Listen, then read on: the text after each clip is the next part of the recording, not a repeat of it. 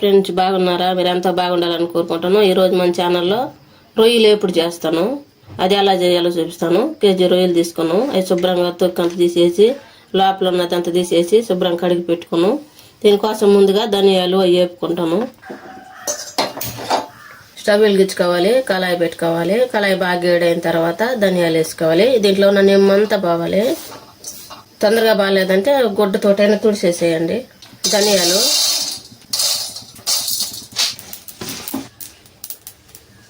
ధనియాలు బాగా వేడైన తర్వాత చెక్క ఎరగ తీసేసుకోవాలి.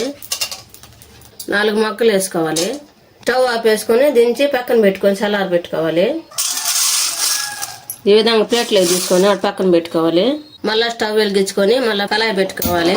కళాయి బాగా వేడైన తర్వాత ఆయిల్ వేసుకోవాలి. 4 స్పూన్లు వేసుకున్నాను. ఆయిల్ బాగా వేడైన తర్వాత మంచి తాజా కరివేపాకు, పచ్చి కరివేపాకు వేసుకోవాలి. కరివేపాకు వేసుకున్నాం కదా, అది బాగా వేడైన తర్వాత ఉల్లిపాయలు, చిన్న ఉల్లిపాయలు సన్నగా తరుక్కొని 3 ఉల్లిపాయలు వేసుకున్నాను. ఇదంతా కలుపుకోవాలి.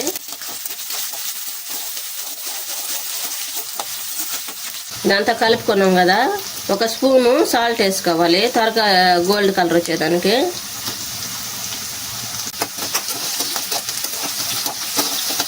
ఉప్పు అంతా ఉల్లిపాయలకు పట్టేటట్టుగా ఇదంతా కలుపుకోవాలి. బాగా గోల్డ్ కలర్ వచ్చాయి కదా, ఇప్పుడు మనం ముందుగా కడిగి పెట్టుకున్న రొయ్యలు వేసుకోవాలి.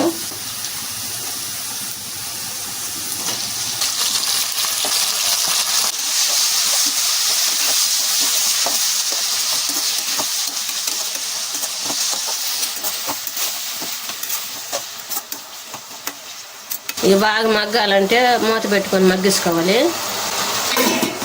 ముందుగా మనం వేపు పెట్టుకున్నాం కదా ధనియాలు, ఈ చల్లంగా చేసుకొని మిక్సీ జార్ తీసుకొని, చిన్న మిక్సీ జారు దాంట్లో వేసుకోవాలి. దాంట్లో వేసుకొని మిక్సీ పట్టుకోవాలి.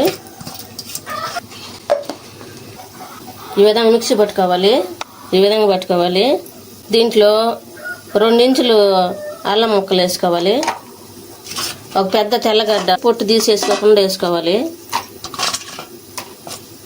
ఇప్పుడు ఈ మిక్సీ పట్టుకోవాలి. ఈ విధంగా మిక్సీ పట్టుకోవాలి. మెత్తంగా పొడి మసాలా ఇది. మనం ప్యాకెట్ ధనియాల పొడి అయితే పెద్ద టేస్ట్ ఉండదు. మనం తాజాగా వేసుకుంటే బాగా టేస్ట్ ఉంటుంది. ఇప్పుడు రొయ్యలు ఉడికినీయలేదు, మూత తెచ్చొద్దాం. ఈ విధంగా వాటర్ అంతా బయటకు వస్తాయి రొయ్యల్లో. ఈ విధంగా ఉడికించుకోవాలి. ఈ రొయ్యల్లో నీళ్ళు కొద్దిగా ఎనికిందాకా ఉడికించుకోవాలి.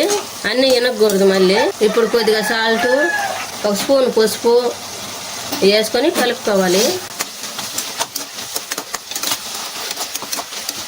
ఇప్పుడు కారం వేసుకోవాలి. మీకు సరిపడినంత వేసుకోండి. నేను 2 స్పూన్లు వేసుకుంటున్నాను. బాగా మంటగా ఉంది కారం. ఇదంతా కలుపుకోవాలి. సిమ్లో పెట్టుకొని ఉడికించుకోండి. హైలో పెడితే మాడిపోతుంది కారం వేసిన తర్వాత. ఇప్పుడు మిక్సీ పట్టుకున్నాం కదా మసాలా, ఆ మసాలా అంతా దీంట్లో వేసుకొని కలుపుకోవాలి. ఇప్పుడు ఇదంతా కలుపుకోవాలి.